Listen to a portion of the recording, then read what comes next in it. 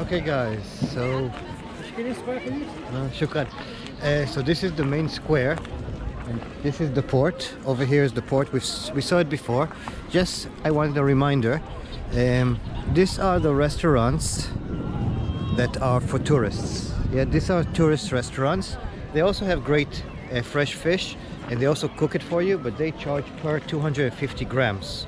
Yeah, so it comes out about 4 times as expensive as the other place that we've shown you, where the prices are per kilo. So yeah, so don't eat at these places near the port. These are for tourists, they're much more expensive. Eat at the other place, which is at the other part of the Medina, and you'll be much happier. Yeah, it's cheaper and it's just as fresh and just as good. Okay, so this is evening time in the old Medina. We are after a very nice fish dinner and okay, so they're trying to sell us toilet paper here, tissue paper here, yeah, but we have no money. We spent our last dinar eating a mountain of fish. Eating a mountain of fish and shrimps and calamari and wow.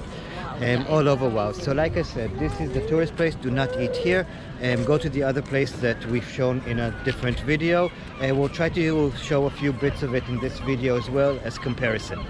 Okay guys, so we'll see you later.